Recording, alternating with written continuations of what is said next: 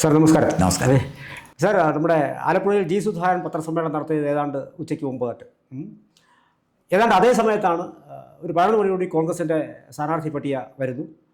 പട്ടിക വന്ന ശേഷം ഡൽഹിയിൽ കെ സുധാകരനുണ്ട്. അദ്ദേഹവും ഏതാണ്ട് ഇതേ സമയത്ത് തന്നെയാണ് പത്രസമ്മേളനം നടത്തുന്നത്. അത് ഈ പട്ടികയെ അടിസ്ഥാനപ്പെടുത്തിയിരിക്കും പത്രസമ്മേളനം. പുകില വല്ലതും ഉണ്ടാവും സാറേ, ഇത് വളരെ സർക്കാസ്റ്റിക്കായിട്ട് എനിക്ക് തോന്നുന്നു. കാരണം രണ്ട് സുധാകരന്മാർ രണ്ട് ധ്രുവങ്ങളിൽ നിന്ന് ഈ തെരഞ്ഞെടുപ്പിനെ നയിക്കുന്നു എന്നുള്ളത് തന്നെ കൗതുകകരമായൊരു കാര്യമല്ല. കണ്ണൂർ കെ സുധാകരൻ ഒരു വിപ്ലവത്തിന് തുടക്കം കുറിക്കുമെന്ന് നമുക്കറിയില്ല.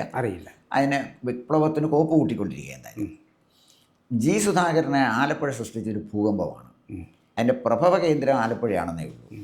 പക്ഷേ ഭൂകമ്പം കേരളത്തിലെ കാസർഗോഡ് തൊട്ട് തിരുവനന്തപുരം വരെയുള്ള എല്ലാ ജില്ലയും പിടിച്ചു കുലുക്കുമെന്ന കാര്യത്തിൽ തർക്കമൊന്നുമില്ല. അതിൻ്റെ അരണനങ്ങൾ നമ്മൾ കണ്ടു തുടങ്ങിയല്ലോ. ഇവിടെ ഇപ്പോഴേ നമ്മൾ കെ സുധാകരൻ്റെ കാര്യം എടുക്കുന്ന കാര്യം കുറേ കൂടെ നല്ലതെന്ന് തോന്നുന്നു. കാരണം ജി സുധാകരൻ അദ്ദേഹത്തിൻ്റെ രാഷ്ട്രീയ നിലപാട് വ്യക്തമാക്കി കഴിഞ്ഞു. കെ സുധാകരനിലേക്ക് വരാം. കെ സുധാകരന് രണ്ട് ഓപ്ഷനേ ഉള്ളൂ. ഒന്നുകിൽ അച്ചടക്കം പാലിച്ച് എം പിമാർ മത്സരിക്കേണ്ട എന്ന നിലപാടിനോട് ചേർന്ന് നിന്ന് മത്സരിക്കേണ്ട എന്ന് തീരുമാനിക്കുക. അതോടുകൂടി സുധാകരൻ എന്ന് പറയുന്ന നേതാവിൻ്റെ പിന്നെ ഒരു ഹീറോ പരിവേഷം ഇവിടെ കൊഴിഞ്ഞു വീഴുകയാണ്. അത് സുധാകരൻ ഒരു കുഞ്ഞാടാവുമോ ഇല്ലയോ എന്നുള്ളത് അത് നമ്മൾ കാത്തിരുന്ന് കാണണം. അത് ഞാൻ പറഞ്ഞത് അതായത് സുധാകരനെ സംബന്ധിച്ചിടത്തോളം അദ്ദേഹം ഒരു നിർണായകമായ സ്ഥലത്തെത്തി നിൽക്കുകയാണ്. സുധാകരൻ്റെ ഒരു പ്രശ്നം നമ്മളൊന്ന് പരിഗണിച്ചാൽ ഇപ്പോഴത്തെ കലാപം അവിടെ നിൽക്കട്ടെ. സുധാകരൻ KPCC പ്രസിഡൻ്റായിരുന്നു. അദ്ദേഹവും പ്രതിപക്ഷ നേതാവ് VD സതീശനുമായിട്ടുള്ള അഭിപ്രായ ഭിന്നതകൾ, വ്യക്തിപരമായ അകൽച്ചയും എല്ലാവർക്കും അറിയാവുന്ന കാര്യമല്ലേ. ഒരു പത്രസമ്മേളനത്തിൽ വെച്ചല്ലേ രണ്ടുപേരും പിന്നെ അൺപാർലമെൻ്ററി ആയിട്ട് തന്നെ പദങ്ങൾ ഉപയോഗിച്ച് സംസാരിച്ചത്. അത് പ്രതിപക്ഷ നേതാവിനോടാണെന്ന് നമ്മൾ ആലോചിച്ച് നോക്കണം. അത് കഴിഞ്ഞിട്ട് രണ്ടാമത് രാഹുൽ ഗാന്ധി പങ്കെടുത്തൊരു ചടങ്ങിൽ സുധാകരനെ ഇരുന്ന കസേരയിൽ നിന്ന് മാറ്റുകയാണ്. അതെ. എന്നിട്ട് എനിക്കൊന്ന് സണ്ണി ജോസഫിനെയാണ് തോന്നിയിരുത്തിയത്. നാട്ടുകാരെല്ലാം കണ്ടതാണ്. അപ്പോൾ മുൻ KPCC പ്രസിഡൻറ്റിനെ മാറ്റിയിട്ട് ഇപ്പോഴത്തെ KPCC പ്രസിഡൻറ്റിനെ ഇരുത്താൻ ഇത് ഔപചാരികമായ ചടങ്ങൊന്നും അല്ലല്ലോ. സണ്ണി ജോസഫ് അദ്ദേഹത്തെക്കാൾ എത്രയോ ജൂനിയറാണ്. സണ്ണി ജോസഫ് തന്നെ അദ്ദേഹത്തിൻ്റെ നോമിനിയാണ്. അപ്പം സുധാകരനെ അപമാനിക്കാനായിട്ട് വളരെ ബോധപൂർവമായൊരു ശ്രമം കോൺഗ്രസിൽ നടക്കുന്നു എന്നുള്ളതിൻ്റെ പ്രകടമായ രണ്ട് ഉദാഹരണങ്ങളാണ് ഞാൻ സാറിനോട് പറഞ്ഞത്. നമ്മളൊരു കാര്യം മറക്കരുത്. കോൺഗ്രസ് പ്രവർത്തകർക്ക് കണ്ണൂർ ജില്ലയിൽ തല ഉയർത്തി നിൽക്കാൻ കഴിഞ്ഞതും ഇപ്പോൾ കഴിയുന്നതും കെ സുധാകരൻ എന്ന് പറയുന്നൊരു നേതാവുള്ളത് കൊണ്ടാണ് അല്ലേ. കാരണം CPMൻ്റെ ഉരുക്ക് കോട്ടയാണ് അവിടെ നെഞ്ച് വിരിച്ച് നിൽക്കാൻ ഒരൊറ്റ കോൺഗ്രസ് നേതാവേ ഉണ്ടായിരുന്നുള്ളൂ. ബാക്കിയെല്ലാം ഭീരുക്കളായിരുന്നു. ഒരു വെടിശബ്ദം കേട്ടാൽ വീട്ടിൽ കയറി കിടന്നുറങ്ങിയും 7-ാം പക്കം പിന്നെ വീട്ടിൽ നിന്ന് വെളിയിൽ ഇറങ്ങാത്തുള്ളായിരുന്നു. സുധാകരനാണ് അത് ചെയ്തത്. അപ്പോൾ ആ സുധാകരന് അർഹിക്കുന്ന അംഗീകാരം കൊടുക്കുന്ന കാര്യത്തിൽ കോൺഗ്രസ് വേണ്ടത് ചെയ്തില്ല എന്നുള്ളതൊരു കാര്യം. പിന്നെ രണ്ടാമതൊരു കാര്യം എനിക്ക് പറയാനുള്ളൊരു കാര്യം, MP മാരാരും മത്സരിക്കേണ്ട എന്ന് കോൺഗ്രസ് ഒരു തീരുമാനമെടുത്തു. അതൊരു പൊതുവായ തീരുമാനമല്ലേ. അടൂർ പ്രകാശ് അടക്കം ആരും മത്സരിക്കേണ്ടെന്നല്ലേ തീരുമാനിച്ചത്. അങ്ങനെ വന്നപ്പോഴേ സുധാകരന് മത്സരിക്കണമെന്ന് ശാഠ്യം പിടിക്കാനുള്ള കാരണം എന്താ സാറിൻ്റെ ഒരു നിരീക്ഷണം? സാറേ, അതിനകത്ത് ഇപ്പോൾ ഈ നമ്മൾ മനസ്സിന് മുറിവേൽക്കുക എന്നൊരു സൂത്രമുണ്ട്. ഒരു നേരെ ഉരുട്ടി വെളുത്തപ്പോൾ KPCC പ്രസിഡന്റ് കസേരയിൽ നിന്ന് ഇദ്ദേഹത്തെ പല വാഗ്ദാനങ്ങളും പറഞ്ഞ് മോഹിപ്പിച്ചിട്ടാണ് ഇദ്ദേഹത്തെ മാറ്റിയത്. സ്വാഭാവികമായിട്ടും സുധാകരനെ പോലൊരാൾ അങ്ങനെ മാറ്റപ്പെടുന്ന സാഹചര്യത്തിൽ സ്വാഭാവികമായിട്ടും ചില ആവശ്യങ്ങൾ മുന്നോട്ട് വച്ചിട്ടുണ്ടാവാം.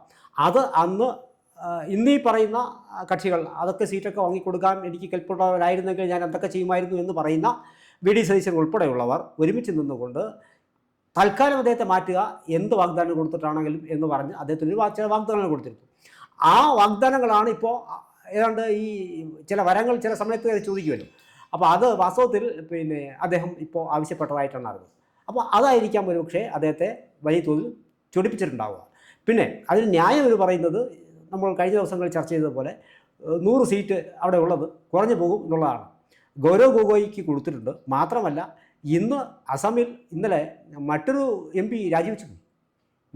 അപ്പോൾ അവിടെയും കൊഴിഞ്ഞു പോക്ക് വരികയാണ്. അപ്പോൾ സ്വാഭാവികമായിട്ട് സുധാകരൻ അന്ന് കൊടുത്തിരുന്ന ആ വാഗ്ദാനങ്ങൾ നിറവേറ്റപ്പെടണം എന്നുള്ളതാണ് സുധാകരൻ്റെ ആവശ്യം. അത് നിറവേറ്റപ്പെടാതിരുന്നാൽ അത് സുധാകരൻ എന്നുള്ള നേതാവിൻ്റെ മനസ്സിന് വലിയ തോതിലൊരു മുറിവുണ്ടാക്കും. അങ്ങനെയല്ലേ അത് സംഭവിച്ചത്? അല്ല സാറേ, അതിനകത്ത് സുധാകരനെ പിന്നെ MP ആയാൽ മത്സരിച്ചാലും ശരി, പിന്നീട് നിയമസഭയിലേക്ക് മത്സരിപ്പിച്ച് മന്ത്രിയാക്കാമെന്ന് വല്ലതും വാക്ക് കൊടുത്തിട്ടുണ്ടോ? എന്താ വാക്ക് കൊടുത്തത്? വാഗ്ദാനം എന്താണെന്ന് നമ്മൾ അറിയുന്നില്ലല്ലോ. വാക്ക് കൊടുത്തു എന്നല്ലേ പറയുന്നുള്ളൂ. എന്ത് വാഗ്ദാനമാണ് അദ്ദേഹത്തിന് നൽകിയത്? അപ്പോൾ പ്രഥമ ദൃഷ്ടിയെ നോക്കുമ്പോൾ കോൺഗ്രസ് ഹൈക്കമാൻഡ് ഒരു പൊതു തീരുമാനമെടുത്തു, MP മാർ മത്സരിക്കേണ്ട.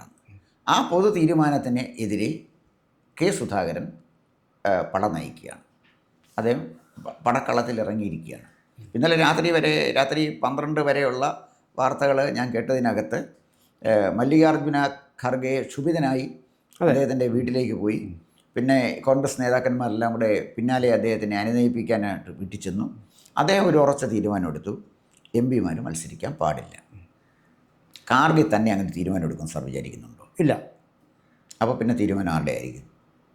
സ്വാഭാവികമായും കെ സി വേണുഗോപാലോ അല്ലെങ്കിൽ ഹൈക്കമാൻഡുമായി ബന്ധപ്പെട്ട ആൾക്കാർ വരെയായിരിക്കും. അല്ല, കേരളത്തിലെ ഹൈക്കമാൻഡ് കെ സി വേണുഗോപാൽ ആണോ? അപ്പോൾ കെ സി വേണുഗോപാലിൻ്റെ തീരുമാനമാണ് സുധാകരൻ പോകണമെങ്കിൽ പോട്ടെ, ഇവിടെ ഒരാൾ കുറഞ്ഞു കിട്ടി, പൊക്കോട്ടെ. കാരണം പോയാലും വലിയ കാര്യമൊന്നും കാണില്ല എന്നാണ് അവർ കണക്കാക്കുന്നത്.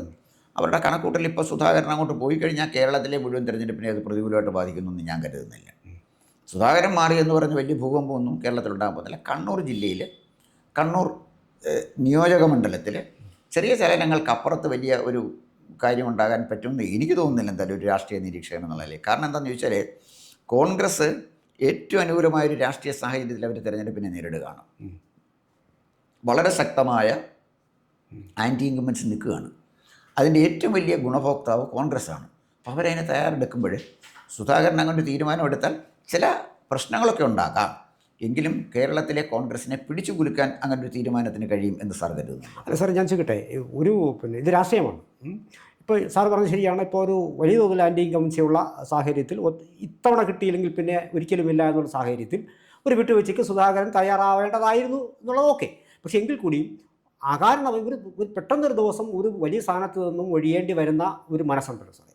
അത് ഇത്രയും കാലം ഇനി സുധാകരൻ ഒരു അംഗത്തിന് കൂടി ബാല്യമുണ്ടെന്ന് എനിക്ക് തോന്നുന്നില്ല. സ്വാഭാവികമായിട്ടും അതിപ്പോൾ ചെയ്തില്ലെങ്കിൽ ഒരുപക്ഷെ അത് സാധ്യമാകും എന്നും തോന്നുന്നില്ല. അപ്പോൾ അതുകൊണ്ടാണ് വാസ്തവത്തിൽ ആ ഒരു മനസ്സ് മുറിവേറ്റത്.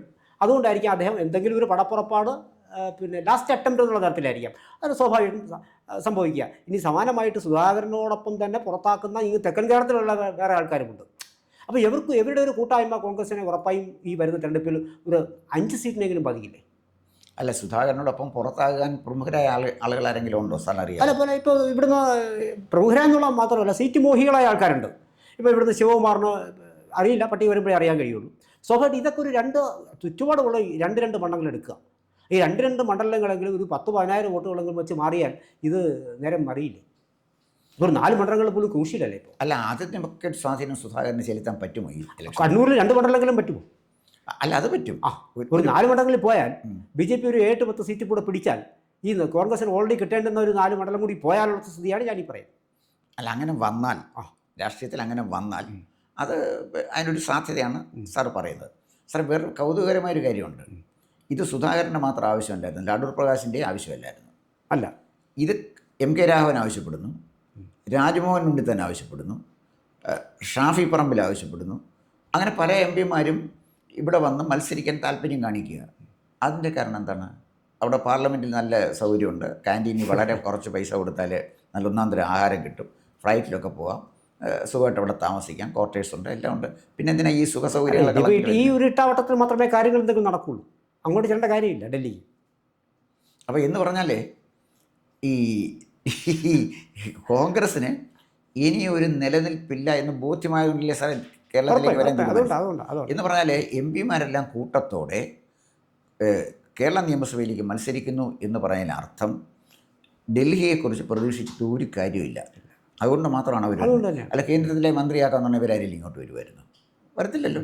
അപ്പോൾ എന്തായാലും ശരി, സുധാകരൻ മാത്രമല്ല മറ്റ് ഭൈമി കാമുകന്മാരും ഉണ്ട്. ഇവിടെ വന്ന് ജയിച്ച് മന്ത്രിയാകാൻ ആഗ്രഹിക്കുന്ന ഒരുപാട് പേരുണ്ട്. ഒരുപാട് കാലത്തെ സുരേഷ് കൊടിക്കുന്നിൻ്റെ ഒരു സ്വപ്നമാണ് കേരളത്തിൽ വന്ന് മന്ത്രിയായിട്ട് ജയിക്കണം, KPCC പ്രസിഡൻ്റായിട്ടിരിക്കണം, അല്ലെങ്കിൽ കേരളത്തിലെ മുഖ്യമന്ത്രിയായിട്ട് വരണം വരെ ആഗ്രഹിക്കുന്ന ഒരാളാണ്. കേരളത്തിലെ പല നേതാക്കന്മാരും മുഖ്യമന്ത്രി പദവും ആഗ്രഹിക്കുന്ന ആളുകളാണ്. അപ്പോൾ ആ സാഹചര്യത്തിലാണ് സുധാകരൻ കലാപക്കൊടി ഉയർത്തി. ഈ കലാപക്കൊടി ഉയർത്തി സുധാകരൻ മുന്നോട്ട് വന്നാൽ കോൺഗ്രസിനകത്തെ നേതാക്കന്മാരിൽ പ്രമുഖ നേതാക്കന്മാരിൽ ആരെങ്കിലും സുധാകരനോടൊപ്പം പോകാൻ സാധ്യത സാറ് കാണുന്നുണ്ടോ? ഇല്ല, തൽക്കാലം ഇപ്പോൾ ഉണ്ടാകില്ല. ഇപ്പോൾ ഉണ്ടാവില്ല. ഭാവിയിൽ അത് ഉണ്ടായേക്കാം.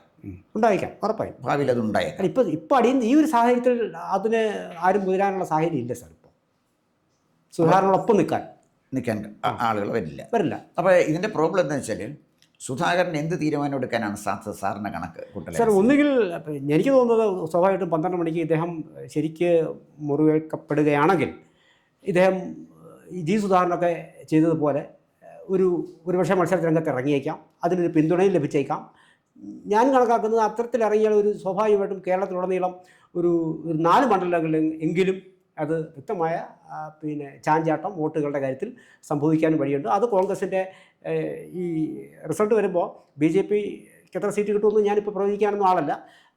വളരെ നിസ്സാരമായ വോട്ടുകൾ സീറ്റുകൾ മാത്രമേ ഞാൻ പ്രതീക്ഷിക്കുന്നുള്ളൂ. ഇനി പറയുന്നത് പോലെ കുറച്ചേറെ സീറ്റുകൾ BJP പിടിക്കുകയാണോ എങ്കിൽ ഇത്തരത്തിൽ നഷ്ടപ്പെടുന്ന സീറ്റുകൾ കോൺഗ്രസിൻ്റെ മുന്നോട്ടുള്ള പോക്കിനെ ഒരുപക്ഷെ ബാധിച്ചേക്കുമെന്നാണ് എൻ്റെ വ്യക്തിപരമായ അഭിപ്രായം. സാർ, എനിക്ക് എൻ്റെ ഒരു നിരീക്ഷണത്തിൽ തോന്നുന്നത് BJP എത്ര സീറ്റുകൾ പിടിക്കുന്ന കാര്യം പ്രവചനാതീതമാണ്. കാരണം അത്ര ശക്തമായ ത്രികോണ മത്സരത്തിലേക്ക് കേരളം ആദ്യമായിട്ട് കടക്കുകയാണ്. കേരള രാഷ്ട്രീയ ചരിത്രത്തിൽ 57 ശേഷം ഒരു ശക്തമായ ത്രികോണ മത്സരത്തിലേക്ക്, വേണമെങ്കിൽ 65-ലുണ്ടായിരുന്ന ഒരു ചതുഷ്കോണ മത്സരം പറയാം, ഇതല്ല, ഒരു ത്രികോണ മത്സരത്തിലേക്ക് ആദ്യമായിട്ട് കേരളം കടക്കുകയാണ്. ആ ഒരു സാഹചര്യത്തിൽ BJPയുടെ സ്വാധീനം നമ്മൾ കുറച്ച് കാണാൻ പറ്റില്ല. അവർ പല മണ്ഡലങ്ങളിൽ നന്നായിട്ട് സ്വാധീനം ചെലുത്തും. 30 മണ്ഡലങ്ങളിൽ അവർക്ക് 30,000-ക്കുള്ള വോട്ടുണ്ടല്ലോ. അത് താമരെ കുത്തിയ വോട്ടാണെന്ന് സാർ ആലോചിച്ച് നോക്കണം. സ്വതന്ത്ര സ്ഥാനാർത്ഥി ഒന്നും നിർത്തി കിട്ടിയ വോട്ടല്ല. അപ്പം അങ്ങനെ വരുമ്പോൾ ഓൾറെഡി ജി സുധാകരൻ ആലപ്പുഴ കലാപക്കൊടി ഉയർത്തി. അത് ഒരു പ്രശ്നമായി തന്നെ നിൽക്കുകയാണ്. അപ്പോൾ ഇനി അത് ആ കലാപം വ്യാപകമായാൽ വലിയ ചുടുകാടിലെ രക്തസാക്ഷികളുടെ കൂട്ടത്തിൽ പാർട്ടിയും രക്തസാക്ഷിത്വം വഹിക്കേണ്ടി വരുമെന്നാണ് എൻ്റെ സംശയം. ഒരുപാട് നേതാക്കന്മാർ ജീവിച്ചിരിക്കുമ്പോൾ തന്നെ രക്തസാക്ഷികളായിട്ട് വിസ്മൃതിയിൽപ്പെടും, ജനങ്ങളുടെ വിസ്മൃതിയിൽപ്പെടും. ആ ഒരു സാഹചര്യമാണ് ആലപ്പുഴ നിൽക്കുന്നത്. അത് ആലപ്പുഴയിൽ നിന്ന് അത് കേരളം മുഴുവൻ വ്യാപിച്ചിരിക്കുക. ആലപ്പുഴയിൽ നിന്ന് കേരളം മുഴുവൻ വ്യാപിച്ചുകൊണ്ടല്ലേ സാറേ കണ്ണൂർ കലാപം ഉണ്ടായത്. പല ജില്ലകളിലും കലാപത്തിലേക്ക് പോവുകയാണ്. കെ സുധാകരൻ എടുത്തിരിക്കുന്ന ഈ തീരുമാനത്തിനകത്ത് 2 കാര്യങ്ങളുണ്ട്. കെ സുധാകരനും അതുപോലെ തന്നെ അടൂർ പ്രകാശിനുമാണ് സീറ്റ് നിഷേധിച്ചിരിക്കുന്നത്. UDFൻ്റെ ഒരു ഗവൺമെൻറ് അധികാരത്തിൽ വന്നാൽ ശക്തരായ ഈഴവ നേതാക്കന്മാരാരും മന്ത്രിമാരാകാനില്ല. അത് സാറ് ശ്രദ്ധിക്കണം. കൊല്ലത്തും ജയിച്ചു വന്ന ഒരു ബിന്ദു കൃഷ്ണൻ മാത്രമേ ഉള്ളൂ. ബിന്ദു കൃഷ്ണൻ ജയിച്ചു വരുമ്പോൾ തെരഞ്ഞെടുപ്പ് കഴിയുമ്പോഴല്ലേ നമുക്ക് പറയാൻ പറ്റുള്ളൂ. അത്ര ഷുവർ സീറ്റൊന്നും അല്ല അത്. അപ്പം അങ്ങനെ വരുമ്പോൾ അതുകൂടെ കണ്ടുകൊണ്ട് വേണ്ടേ കോൺഗ്രസ് ഹൈക്കമാൻഡ് കാര്യങ്ങൾ മുന്നോട്ട് നീക്കാനായിട്ട്? കേരളത്തിലെ വളരെ പ്രബലമായൊരു സമുദായമല്ലേ, 27% ജനസംഖ്യയിൽ മുന്നേ നിൽക്കുന്ന സമുദായമല്ലേ. ആ സമുദായത്തിൻ്റെ ഒരു റെപ്രസെൻറ്റേഷൻ ഇല്ല വരുന്നു എന്നുള്ളതാണ് ഒരു കാര്യം. രണ്ടാമത്തെ കാര്യം, സച്ചിദാനന്ദ സ്വാമി ചരിത്രത്തിൽ ആദ്യമായിട്ട് ജാതി തിരിച്ചുള്ള ലിസ്റ്റ് വെച്ചിരിക്കുകയാണ്. കേരള ക്യാബിനറ്റിൽ എത്ര പേരുണ്ട്, ആരൊക്കെ ഏതൊക്കെ ജാതിക്കാരാണ്. ഗുരുദേവൻ്റെ ശിവഗിരി ഇരുന്നുകൊണ്ടാണ് ജാതി തിരിച്ചുള്ള ലിസ്റ്റ് ഒരു മഹാസന്യാസി വര്യൻ പുറത്തു വിടുന്നത്. അപ്പം ഇതൊക്കെ എവിടേക്കാണ് സാറേ ഈ കേരളം പോകുന്നത്? അപ്പോൾ കേരളം കത്തിക്കാൻ ഇറങ്ങിയിരിക്കുന്നതിനകത്ത് സന്യാസിമാരും ഉണ്ടോ? മതമേലധ്യക്ഷന്മാർ നേരത്തെ തന്നെ മതം പറഞ്ഞ് നിൽക്കുക. പിന്നെ ചങ്ങനാശ്ശേരിയിലെ പോപ്പ് സ്വയം പ്രഖ്യാപിത പോപ്പാണ്. പിന്നെ ഇവിടുത്തെ നമ്മുടെ SNDP യോഗം തന്നെ കേസിലും പ്രശ്നത്തിലുമായി കിടക്കുന്നു. ഇപ്പോൾ എന്തായാലും ശരി, ഈ സച്ചിദാനന്ദ സ്വാമി 18 പേരുടെ ലിസ്റ്റ് രാഹുൽ ഗാന്ധി വന്നപ്പോൾ കൊടുത്തു. ഇങ്ങനെ പോയാൽ ഈ കോൺഗ്രസ് ഗവൺമെൻറ് ഉണ്ടാക്കുമ്പോൾ സച്ചിദാനന്ദ സ്വാമി സ്വപ്നം കാണുന്ന ഒരു ഭരണമോ ക്യാബിനറ്റോ ഉണ്ടാകാൻ പ്രായോഗികമായി ബുദ്ധിമുട്ടാകുമ്പോൾ എങ്ങനെയായിരിക്കും ഈ തെരഞ്ഞെടുപ്പിന് ശേഷവും കോൺഗ്രസ് നേരിടുന്നൊരു പ്രശ്നമാണ്. സുധാകരൻ്റെ കലാപം എന്തായാലും ശരി, അദ്ദേഹം കലാപത്തിൽ ഇറങ്ങും എന്ന് തന്നെയാണ് സാറ് കണക്കാക്കുന്നതല്ലേ? ഉറപ്പായി ഞാനും ഏതാണ്ട് അങ്ങനെയൊക്കെ തന്നെയാണ്. അദ്ദേഹം സറണ്ടർ ചെയ്യുന്ന സ്വഭാവക്കാരനല്ലല്ലോ. എന്തായാലും നമുക്ക് കാത്തിരുന്ന് കാണാം. സുധാകരനെ കോൺഗ്രസിനകത്ത് നിന്ന് ഫൈറ്റ് ചെയ്യുമോ, കോൺഗ്രസ് വിട്ട് പുതിയ പാർട്ടി ഉണ്ടാക്കി ഫൈറ്റ് ചെയ്യുമോ, അതല്ല MP ആയിട്ട് തുടർന്ന് നിന്നുകൊണ്ട് നിശബ്ദമായൊരു വിപ്ലവത്തിന് തുടക്കം കുറിക്കും, ഒക്കെ നമുക്ക് കാത്തിരുന്ന് കാണേണ്ട. വലിയ മണിക്കൂറുകൾ വേണ്ട, അടുത്തല്ലോ, നമുക്ക് കാത്തിരുന്ന് കാണാം. കൂടുതൽ വാർത്തകളും വിശേഷങ്ങളും നേരിട്ട് ലഭിക്കാൻ ജനങ്ങളിൽ നിന്ന് ജനങ്ങളിലേക്ക് ജനഭൂമി ന്യൂസ് സബ്സ്ക്രൈബ് ചെയ്യൂ. ബെൽ ബട്ടൺ അമർത്താനും മറക്കരുത്.